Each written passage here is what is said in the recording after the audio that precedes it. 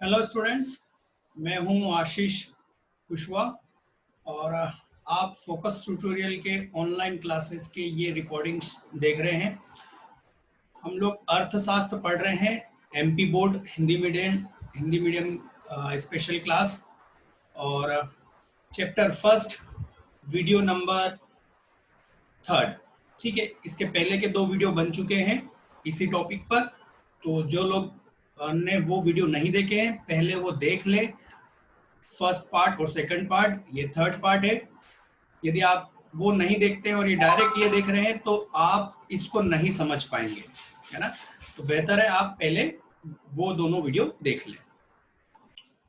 तो हम लोग बच्चों क्या देख चुके हैं, हम लोग अर्थव्यवस्था क्या होता है ये समझ चुके हैं और इसकी प्रक्रिया, इसकी जो क्रियाएं हैं वो देख चुके हैं। साथ ही में हम लोगों ने जो सेकंड टॉपिक था जिसमें हमने स्टार्ट करा था, सेकंड पार्ट है ना वीडियो का, चैप्टर का सेकंड पार्ट, जिसमें हमने देखा था अर्थव्यवस्था के प्रकार। तो 3 प्रकार हैं, पूंजीवादी अर्थव्यवस्था, समाजवादी अर्थव्यवस्था और मिश्रित। पूंजीवादी हम समझ चुके हैं, राइट। सेकंड पार्ट इसी पे बना है, पूंजीवादी पर। और ये जो थर्ड पार्ट है जिसमें आज हम समाजवादी अर्थव्यवस्था और मिश्रित अर्थव्यवस्था को समझेंगे। तो ये काफी जल्दी ये छोटा वीडियो बनेगा, इतना पूंजीवादी इतना बड़ा नहीं होगा, क्योंकि हमने पूंजीवादी जब समझाया उसमें हमने लगभग सारी बातें कर ली है। अब हमें कुछ नहीं है, समाजवादी को उसके कंपैरिजन में समझना है ना। इसको तुलनात्मक अध्ययन बोलते हैं, है ना। किसी चीज को समझने के लिए हम किसी और से कंपेयर करके उसके बारे में समझते हैं। तो एक्चुअल में समाजवादी पूंजीवादी का थोड़ा सा हम ये कहेंगे उल्टा चलता है ना, अपोजिट, राइट। तो समाजवादी को स्टार्ट करते हैं, ज्यादा टाइम नहीं लेते हैं यहाँ पर। समाजवादी अर्थव्यवस्था, यहाँ पर कुछ टेक्निकल प्रॉब्लम के कारण ये वीडियो रिकॉर्डिंग में कुछ प्रॉब्लम हो रही है बच्चों, चलने दीजिए, देखते हैं इसमें।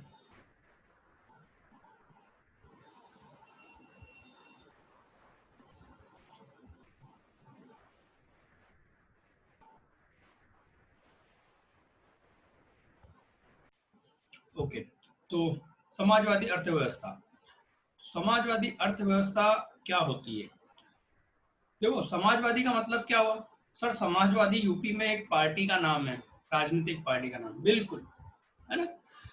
समाजवादी मतलब जो समाज के बारे में सोचता है, ठीक है जिसका उद्देश्य समाज से संबंधित है, ठीक है, इसको हम क्या कहेंगे? समाजवादी।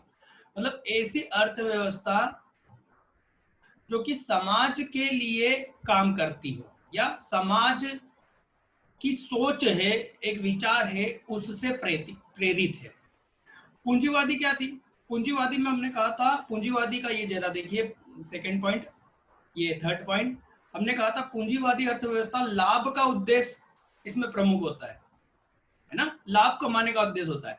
तो यहाँ पर इस तरह की अर्थव्यवस्था में उद्देश्य लाभ नहीं कमाया जाता, यहाँ पर समाज की सेवा की जाती है मतलब सर, मतलब कि जो हमने 4 गतिविधियां देखी है, ठीक है,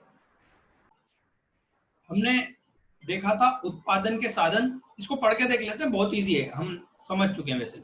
समाजवादी अर्थव्यवस्था के अंतर्गत उत्पादन के साधनों, याद देना उत्पादन के साधन, फिर से याद दिलाऊंगा मैं, बिल्कुल, क्योंकि बच्चा बार बार भूल जाता है। कौन कौन से? लैंड, ओ सॉरी, हिंदी हिंदी हिंदी, भूमि, श्रम, पूंजी और उद्यमिता, उद्यमी, राइट। ये 4 क्या हैं? उत्पादन के साधन हैं। इन उत्पादन के साधनों का समाजीकरण किया जाता है, मतलब इनका उपयोग किसके लिए किया जाता है? समाज के भले के लिए। बात समझ में आ रही है ना? ह्यूमन बीइंग, मानवता के भले के लिए इनका उपयोग होता है। पूंजीवादी में हम इनका उपयोग लाभ के लिए करते हैं, ठीक है। समाजवाद अर्थव्यवस्था में इनका उपयोग समाज के बेहतर के लिए किया जाएगा और समाज में कभी लाभ या हानि नहीं सोची जाती, समाज का अच्छा मतलब अच्छा, उसमें लाभ या हानि नहीं देखी जाती। मतलब यदि किसी प्रकार की आर्थिक हानि है, बात को ध्यान से समझना, कोई आर्थिक हानि है तो उस आर्थिक हानि को यहाँ नजरअंदाज कर दिया जाता है। सर नहीं समझ में आया, एक उदाहरण दीजिए। देखो बेटा, मान लीजिए कि एक अपने यहाँ गवर्नमेंट है ना, गवर्नमेंट किसी चीज का रेट फिक्स करती है। जैसे कि प्याज प्याज दिल्ली में इस साल बहुत महंगे हुए थे, और वहां की गवर्नमेंट ने, दिल्ली की गवर्नमेंट ने क्या करा था कि जो व्यक्ति, मतलब करीबन प्याज का जो रेट है वो 80 रुपए किलो, 100 रुपए किलो चला गया था। तो वहां की गवर्नमेंट ने उसको, शायद मेरे पास में कंफर्म डाटा नहीं है पर हाँ करा था ये मालूम है, 40 रुपए पर क्या कर दिया था फिक्स, कि कोई भी दुकानदार यदि 40 रुपए से ज्यादा में आपको प्याज, 40 रुपए किलो से ज्यादा में प्याज आपको बेचता है तो आप उसकी कंप्लेंट कर दो, गवर्नमेंट उसके अगेंस्ट केस चलाएगी, उसको अंदर कर देगी। क्यों? क्योंकि गवर्नमेंट ने प्याज का रेट फिक्स कर दिया, कितना? 40। तो यहां पर गवर्नमेंट ने ये नहीं देखा कि इसमें व्यापारी का फायदा है या नुकसान है, गवर्नमेंट ने यहाँ फिक्स कर दिया कि भैया 40 से ज्यादा का भाव नहीं होगा। ऐसा क्यों करा? क्योंकि चंद व्यापारियों के चक्कर में जो पूरे देश के जो, या उस दिल्ली प्रदेश के जो उपभोक्ता है वो लोगों को प्याज नहीं मिल पा रहा था। गवर्नमेंट का मानना था कि प्याज की कालाबाजारी की जा रही है, उसका स्टॉक बनाकर उसको ज्यादा महंगे में बेचा जा रहा है माहौल का फायदा उठा के। तो गवर्नमेंट ने वहां समाज का हित देखते हुए ये नियम लिया है। तो हम इसको क्या बोलेंगे, ये क्या हुआ है, समाजीकरण हुआ है, समाज का बेहतर के लिए काम किया गया। राइट? तो जब हमारी अर्थव्यवस्था इस तरह के विचार से, उत्पादन के साधनों का जब उपयोग होता है समाज के लिए बिना लाभ हानि सोचे, तब ऐसी अर्थव्यवस्था समाजवादी अर्थव्यवस्था होती है। जैसे कि चाइना या साउथ कोरिया, नॉर्थ कोरिया, जैसा भी हमने देखा है, बहुत से ऐसे देश हैं। सऊदी अरब में, मतलब वहां पर, सऊदी अरब तो फिर भी फ्री है, मतलब ऐसे कंट्रीज बता रहा हूँ, बहुत सी ऐसी कंट्रीज है जहां पर ये समाजवादी अर्थव्यवस्था चलती है। ठीक है, तो इसको फिर से पढ़ के देखें। इसके अंतर्गत उत्पादन के साधनों का सामाजिकरण, आय का समान वितरण तथा व्यक्तियों में कुछ सीमा तक आधारभूत स्वतंत्रता पाई जाती है।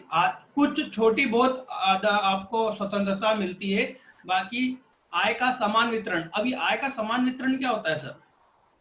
मतलब याद करो, पूंजीवादी में हमने कहा था कि उत्पादन के साधनों की कीमत कितनी होगी, वो कौन तय करेगा? फ्री था, पब्लिक और मतलब जनता तय करे, है ना। यहाँ पर जनता तय नहीं करती, यहाँ पर सरकार, हर चीज सरकार तय करती है। जैसे अभी मैंने एक दिल्ली का एग्जांपल दिया, राइट। तो चाइना क्या करती है, हर चीज तय कर देती है।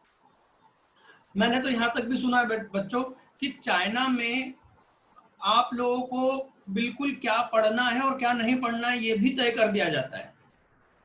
जैसे कि वहां पर इंग्लिश सीखना कंपलसरी कर दिया गया है। जो व्यक्ति बेरोजगार है और वो सरकारी मदद चाहता है तो उसे सबसे पहले क्या करना होगा, उसे इंग्लिश सीखना होगी। सर वो इंग्लिश क्यों सिखा रहे हैं, वो उनका मैटर है। वो चाहते हैं कि यदि वो इंग्लिश सीख लेंगे तो इंडिया को टक्कर दे देंगे। बिल्कुल, हम जो लोग इंडिया, हिंदुस्तानी, भारतीय जो इंग्लिश जो बोलते हैं वो चाइनीज नहीं बोल सकते, क्योंकि हमारे जो यहाँ का जो चेहरे का जो बनावट होता है ना बेटा, इतना हम हिंदी बोलने की वजह से हमारे जो ये जिबान, टंग इतनी फ्लेक्सिबल है कि हम कोई सी भी लैंग्वेज बहुत अच्छे से बोल सकते हैं। ठीक है, और उनका इसका अपोजिट है। हम लोग बहुत अच्छी इंग्लिश बोलने के कारण हम लोग पूरे विश्व में सबसे ज्यादा सर्विस प्रोवाइडर है, हम लोग सेवाएं देते हैं। तो चाइना क्या करना चाहता है, हमसे ये बिजनेस छीनना चाहता है। ठीक है ना, इसलिए वो अपने लोगों को क्या बोलता है कि आपको इंग्लिश सीखना पड़ेगी यदि आप सरकारी फायदा चाहते हो तो। मतलब आप वहां क्या करेंगे, कैसे करेंगे, वो सब कुछ वो तय करते हैं, वहां की गवर्नमेंट तय करती है। ठीक है ना। तो आय का समान वितरण मतलब उन उत्पादन के जो साधनों की कीमत होगी वो समान होगी। मतलब वहाँ मजदूरी तय कर दी जाएगी, वहाँ किसी व्यक्ति की सैलरी तय कर दी जाएगी, वहाँ आपकी फैक्ट्री है। ध्यान देना, आप मान लो ये मार्कर बना रहे हैं, हमने एग्जांपल देखा था इसके पहले वाले वीडियो में, तो ये मार्कर पे आप कितना प्रॉफिट कमाओगे ये भी कौन बता रही है? सरकार बता रही है। और जबकि पूंजीवादी में हमने क्या देखा था, हम इसी 3 रुपए के मार्कर को 50 रुपए में, 200 रुपए में जैसे बेचना चाहे वैसे बेच सकते हैं। पर चाइना में ऐसा नहीं है, समाजवादी अर्थव्यवस्था में ऐसा नहीं है। वहां पर इसकी कीमत फिक्स कर देगी गवर्नमेंट कि 5 रुपए, 2 रुपए प्रॉफिट कमा सकते हो। और आप इसकी कंपनी डालोगे कि नहीं डालोगे ये भी गवर्नमेंट तय करती है। ठीक है ना सर? इससे तो अच्छा तो चाइना तो बहुत ऐसा है, इससे तो अच्छा हमारा भारत देश है। मैंने बिल्कुल कहा भारत हमारा बहुत अच्छा देश है बेटा। चलिए इसके विशेषताएं देखते हैं, बहुत सिंपल है। पूंजीवादी समझ में आ गया है इसके पहले वाला पार्ट 2, तो पार्ट 3 बहुत इजी है। समाजवादी अर्थव्यवस्था में उत्पादन के साधनों पर समाज का स्वामित्व होता है। किसका? समाज का। हम बोलते हैं ना पब्लिक असेट को, पब्लिक सार्वजनिक संपत्ति को नुकसान पहुंचाया गया है, ऐसे न्यूज में अभी दंगे चल रहे हैं, है ना? बेंगलोर में भी कुछ हुआ है, तो क्या बोलते हैं? सार्वजनिक संपत्ति को नुकसान पहुंचाया गया है। ये सार्वजनिक संपत्ति क्या होती है? जो कि गवर्नमेंट ने आम जनता के लिए उस संपत्ति को खरीद रखा है।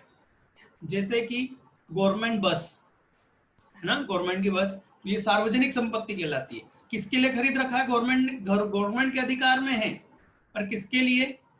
समाज के लोगों के लिए, वहां के पब्लिक के लिए, है ना? तो उसका जो स्वामित्व होता है, उस पर जो मालिकाना अधिकार होता है, वो किसका होता है? समाज का होता है। समाज का मतलब गवर्नमेंट का होता है। यहाँ पर समाज का मतलब आप क्या समझोगे? गवर्नमेंट का, ठीक है, सरकार का। अतः उत्पादक संपत्ति का प्रयोग, ध्यान से देना, उत्पादक मतलब जिसकी फैक्ट्री है उसको हम क्या बोलेंगे? उत्पादक। संपत्ति का प्रयोग निजी लाभ के लिए नहीं कर सकता। समझ में आई बात? सामाजिक उद्देश्य के लिए किया जाता है, मतलब उसकी संपत्ति का उपयोग समाज के काम आएगा। मैंने वहां पर एक और चीज सुनी है, वहां पर यदि आपके एक से ज्यादा घर हैं, ध्यान से सुनना, मेरा एक घर है तो ठीक है, पर मेरे एक से ज्यादा घर हैं तो मुझ पर इतना ज्यादा टैक्स लगाया जाएगा कि गवर्नमेंट मुझसे कहेगी कि या तो इतना ज्यादा टैक्स भरो, या वो तुम्हारा जो घर है वो गवर्नमेंट उपयोग करेगी और उसका किराया भी नहीं देगी। बात समझ में आ रही है? गवर्नमेंट उपयोग करेगी और किराया भी नहीं देगी, जब्त कर लेगी आपकी संपत्ति पे, या फिर उसका इतना ज्यादा टैक्स भरो कि तुम्हारी हालत खराब हो जाएगी। अपने ऐसा होता है क्या? नहीं ना, क्योंकि हमारा मिश्रित है, हमारे यहाँ पूंजीवादी भी है, समाजवादी भी है। ठीक है, हम देखेंगे अभी वो कैसे है। तो समाजवादी उद्देश्य के लिए किया जाता है उस संपत्ति का उपयोग। चलिए, सामाजिक उद्देश्य के लिए नेक्स्ट देखते हैं। सामाजिक अर्थव्यवस्था में उत्पादन संबंधित सभी निर्णय, देख लो, उत्पादन संबंधित सभी निर्णय सरकार द्वारा लिया जाता है। अर्थात यहाँ स्वतंत्रता का अभाव है, मतलब यहाँ कोई स्वतंत्रता का भाव नहीं है, उसकी कोई वैल्यू नहीं है। मतलब उत्पादन क्या होगा, कितना होगा, ये कौन तय करेगा? सरकार तय करेगी। ठीक, चलिए आगे। समाजवादी अर्थव्यवस्था में कीमत यंत्र का महत्वपूर्ण स्थान नहीं होता। अब कीमत यंत्र क्या है, पार्ट 2 में हम समझा चुके हैं। जब आप मार्केट में जाते हैं सब्जी खरीदने, आप भाव करते हैं, बेचने वाला अपना रेट बताता है, फिर दोनों आप जिस चीज पर सहमत होते हैं, आप दोनों स्वतंत्र हैं। आप क्या है, यहाँ पर कीमत तंत्र है, ठीक है, अपने यहाँ पर। अपन समाजवादी अर्थव्यवस्था में क्या होगा? गवर्नमेंट सब्जी का रेट फिक्स कर देगी, इतने की सब्जी है भैया। जैसे मैंने अभी दिल्ली का केस बताया कि दिल्ली में प्याज को लेकर गवर्नमेंट ने तय कर दिया था, ठीक है ना? चलिए तो वो क्या बोलते हैं, कीमत यंत्र नहीं होता। जब मोल भाव होता है किसी चीज का तो उसको हम बोलेंगे कीमत यंत्र। जब मोल भाव हो ही नहीं रहा है, सौदा हो ही नहीं रहा है, सिर्फ एक फिक्स रेट हो गया, गवर्नमेंट ने तय कर दिया, चाहे उसमें घाटा हो या लाभ हो, वहां कीमत यंत्र नहीं है। समाजवादी अर्थव्यवस्था, अरे सर ये वाली लाइन कंप्लीट नहीं हुई, कौन सी ये? अच्छा, केवल वस्तुओं के वितरण एवं आर्थिक लेखांकन में इसका प्रयोग किया जाता है। मतलब चलो नहीं समझ में आया तो छोड़ देना इसको, ज्यादा डिटेल वाली बात है ये, इसको समझाने जाऊंगा टाइम लग जाएगा, आप केवल इतना लिख सकते हैं। ठीक। समाजवादी अर्थव्यवस्था में उत्पादन के साधनों पर सरकार का नियंत्रण होने के कारण प्रतिस्पर्धा का अभाव पाया जाता है। मतलब अरे आपको गवर्नमेंट ने बोल दिया कि ये मार्कर आपको 5 रुपए में बेचना है और 3 रुपए में बन जाए ऐसा मटेरियल हम उपलब्ध करवाएंगे, गवर्नमेंट बोल रही है 3 रुपए में बनेगा, 5 रुपए में आपको बेचना है। तो आप क्या अब अमिताभ बच्चन जी से या किसी बड़े स्टार से इसका एडवर्टीजमेंट करवाने जाओगे? और गवर्नमेंट बोल देगी, सबसे बड़ी बात सुनो, गवर्नमेंट बोल देगी कि 2 लाख यूनिट हम आपकी साल में इससे ये खरीदेंगे। तो आप ये बताओ, आपका तो कंपटीशन खत्म ही हो गया ना। जब आप इसका रेट अपने हिसाब से नहीं कर सकते, इसकी क्वांटिटी कितना उत्पादन करेंगे हम ये नहीं तय कर सकते, तो हम किससे कंपटीशन करेंगे? गवर्नमेंट मार्केट में कंपटीशन को लगभग खत्म कर देती है, क्योंकि हर कंपनी की अपनी अपनी जिम्मेदारियां फिक्स हो जाती है, उसके अधिकार फिक्स हो जाते हैं कि भैया 2 लाख यूनिट बनाओगे 5 रुपए में और मार्केट में बेचो। जब कीमत ही फिक्स हो गई तो कौन इस पे मार्केटिंग करेगा, है ना? और क्या उसमें कोई कंपटीशन करेगा? ठीक। तो वहां पर क्या होता है, ये ध्यान रखना, ऑब्जेक्टिव में पूछा जाता है कि ये लगभग उल्टा चल रहा है हाँ पूंजीवादी से। क्या कि कहाँ पॉइंट था यार, ये रहा, उत्पादन के साधनों पर सरकार का नियंत्रण होता है होने के कारण प्रतिस्पर्धा का अभाव रहता है।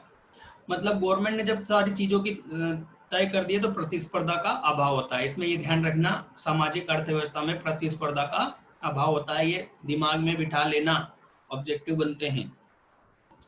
समाजवादी, इसमें से कई ऑब्जेक्टिव बन सकते हैं बेटा, कई ऑब्जेक्टिव जिनको हम लिख नहीं सकते, हमको बस दिमाग में हर चीजों को क्लियर समझना जरूरी होती है।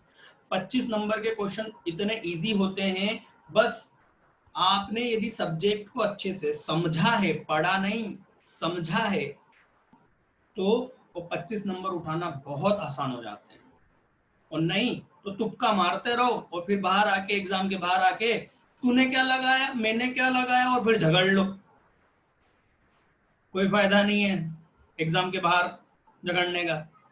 ठीक है, चलिए तो इसमें लास्ट पॉइंट ये देखते हैं, समाजवादी अर्थव्यवस्था में उत्पादन के साधनों पर सामाजिक स्वामित्व के कारण आर्थिक असमानताएं नहीं होती। मतलब यहाँ ज्यादा गरीब ज्यादा अमीर का लफड़ा नहीं रहता है, क्योंकि आय का समान वितरण होता है ना? बात समझ में आ रही है?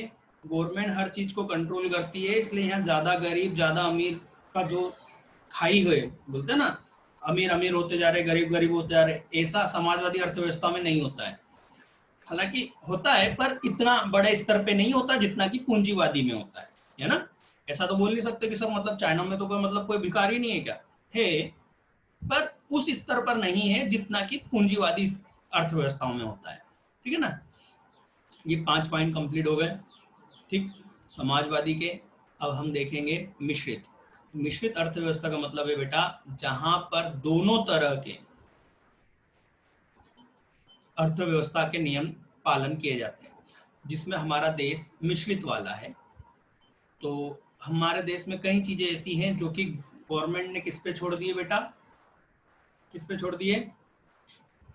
पब्लिक पर छोड़ दिए, कीमत नियंत्रण तंत्र पे छोड़ दी है। जैसे हम सब्जी खरीदने जाते हैं, कपड़े खरीदने जाते हैं, किराने का सामान खरीदने जाते हैं, है ना, फुटवेयर जूते चप्पल मोबाइल इलेक्ट्रॉनिक, ये सारी चीजें क्या हैं, इसमें गवर्नमेंट ने कोई कीमत तय नहीं करी। पर कुछ चीजें हैं, जैसे कि कुछ साल पहले आप याद रखो, पेट्रोल पेट्रोल का जो रेट क्या होगा ये गवर्नमेंट तय करती थी, है ना? पर अब वो किस पे छोड़ दिया? आपसे पूछा जा सकता है, ध्यान से सुनो, कि भारत में जो पेट्रोल का जो रेट है, क्या वो पूंजी अर्थव्यवस्था है या समाजवादी? तो अभी फिलहाल आप कहेंगे पूंजीवादी है। क्यों? क्योंकि उसका जो रेट आप देखेंगे पेट्रोल का रेट डेली बदलता है, 4-5 पैसे, 10 पैसे, 50 पैसे, ये डेली क्यों बदल रहा है? क्योंकि डेली इसकी डिमांड और सप्लाई के कारण इसका रेट क्या होता है, चेंज होता है। गवर्नमेंट इसमें अब कोई हस्तक्षेप नहीं करती। पहले गवर्नमेंट इसमें हस्तक्षेप करती थी और इसका रेट गवर्नमेंट तय करती थी, इसलिए 4 महीने 5 महीने में एक बार रेट बदला जाता था, उसका भाव बदला जाता था पेट्रोल का, तो पेपर में न्यूज बनती थी कि आज इतना रेट कम हुआ या ज्यादा हुआ। बात समझ में आई? अब नहीं होता, अब गवर्नमेंट नहीं करती, डेली होता है, तो अब न्यूज भी नहीं आती है ना। हाँ, इतना महंगा हो गया ये रेट, ये न्यूज आती है, बाकी ऐसा क्या रेट चल रहा है ये ज्यादा वो नहीं ध्यान दिया जाता। तो हमारे देश में जैसे किसानों से जो फसलें खरीदी जाती है, आप ध्यान दीजिएगा, गवर्नमेंट उसके क्या करती है, रेट फिक्स कर देती है। जैसे हमारे मध्य प्रदेश में गेहूं का रेट फिक्स कर दिया है ना, बहुत सारी चीजें, तेंदुपत्ता उसका रेट फिक्स हो गया। तो फसलों को जो गवर्नमेंट खरीदती है, या गवर्नमेंट क्या बोलती है कि मार्केट में यदि कोई भी बेचेगा तो 2000 से कम के रेट में नहीं बेचेगा। ये किसने कर दिया? गवर्नमेंट ने कर दिया पक्का। तो ये क्या हो गया, मिश्रित व्यवस्था हो गई। देखो, जहां बाजार पर छोड़ रखा है, ठीक, वो अर्थव्यवस्था पूंजी अर्थव्यवस्था हो गई, और जहां गवर्नमेंट चीजों को कंट्रोल करती है वो समाजवादी अर्थव्यवस्था हो गई, और जहां कुछ चीजों को पूंजीवादी पे छोड़ रखा है और कुछ चीजों को सरकार नियंत्रित करती है, ऐसी जगह मिश्रित हो गई। और मिश्रित हमारे भारत देश का एग्जाम्पल है। ठीक है, हमारे यहाँ मिश्रित अर्थव्यवस्था होती है, ध्यान रखिएगा, ऑब्जेक्टिव बनता है। ठीक, इसकी विशेषताएं हम नहीं रीड करेंगे, आप नोट्स में देख लीजिएगा, है ना, या ये मैं अभी छोड़ देता हूँ, आप इसको पोस्ट करके जरा पढ़ के देख लीजिएगा, इसमें कुछ भी नहीं है, दोनों का मिक्स लिखा हुआ है। ठीक है, देखिए, मिश्रित अर्थव्यवस्था में लाभ का उद्देश्य तथा कीमत नियंत्रण महत्वपूर्ण स्थान प्राप्त करते हैं, क्योंकि अधिकतर चीजें पूंजीवादी अर्थव्यवस्था से संबंधित होती है मिश्रित में। ठीक है, व्यक्ति अपना व्यवसाय चुनने के लिए स्वतंत्र होता है। ठीक है, तो अधिकतर इसमें मैक्सिमम पार्ट किसका होता है, पूंजीवादी का होता है। ठीक है, तो आज हमने बेटा ये थर्ड वीडियो कंप्लीट होता है, जिसमें हमने अर्थव्यवस्था क्या होती है और अर्थव्यवस्था के प्रकार ये हमने देख लिए हैं। आप लोगों को एक जानकारी देना चाहेंगे, जो बच्चे वीडियो पहली बार देख रहे हैं, ये नोट्स मैं आपको दिखा दूं, चलिए दिखा देते हैं। देखिए, ये है हमारे नोट्स, जो कि आप हमारी मोबाइल एप्लीकेशन से डाउनलोड भी कर सकते हैं। ठीक है, इकाई 1 अर्थव्यवस्था, ये ठीक है, इसको आप लार्ज करके देख सकते हैं। ठीक है, सब कुछ है, अर्थव्यवस्था के प्रकार। ठीक, तो आप इसे डाउनलोड, मोबाइल एप्लीकेशन आप डाउनलोड कर लीजिए, और उसमें आप ये वहां से सारे नोट्स ले सकते हैं। ये धीरे धीरे आएंगे, एक साथ नहीं दिए जाएंगे। आप रजिस्टर्ड कर लेंगे तो धीरे धीरे आपको ये वीडियोस और नोट्स मिलते जाएंगे। अकाउंट, इकोनॉमिक्स और बिजनेस स्टडी, तीनों ही विषय, हिंदी इंग्लिश दोनों में ही। और बेटा ये याद रखें, हमारा जो ये मोबाइल एप्लीकेशन है और हमारी जो कोचिंग है फोकस ट्यूटोरियल, स्पेशल क्लासेस हम एमपी बोर्ड के लिए ले रहे हैं। आप देखेंगे बहुत बड़े बड़े एड आ रहे हैं मार्केट में, है ना, मैं उनका नाम नहीं लूंगा, बड़े बड़े मोबाइल एप्लीकेशन के एड आ रहे हैं और बहुत महंगे महंगे हैं। तो वो लोग एमपी बोर्ड पर ध्यान नहीं देते, है ना। तो हम लोग स्पेशल एमपी बोर्ड के वीडियोस बना रहे हैं, live classes special MP board के लिए। ठीक है, तो यदि आपको कोई डाउट है तो वीडियो के दौरान मैंने जो स्लाइड दिखाई थी वहां पर मेरा नंबर है, आप उस पर मुझसे व्हाट्सएप के थ्रू कांटेक्ट कर सकते हैं। ठीक है, कॉल इसलिए नहीं अटेंड कर सकता क्योंकि जैसे ये क्लासेस चल रही है तो कॉल अटेंड नहीं हो पाता है, टाइम की थोड़ी प्रॉब्लम रहती है। ठीक है, तो आज के लिए बेटा इतना ही, इसके आगे हम देखेंगे। आप फ्री स्टडी मटेरियल में काफ़ी चैप्टर पढ़ सकते हैं, फ्री में पढ़ सकते हैं, रजिस्टर्ड की ज़रूरत नहीं पड़ेगी। जब आप संतुष्ट होंगे तब आप मुझसे कांटेक्ट करिए, फिर हम उसको कैसे लाइव क्लास अटेंड करना है हम आपको बताएंगे। ठीक है, तो हैव अ नाइस डे आज के लिए बेटा।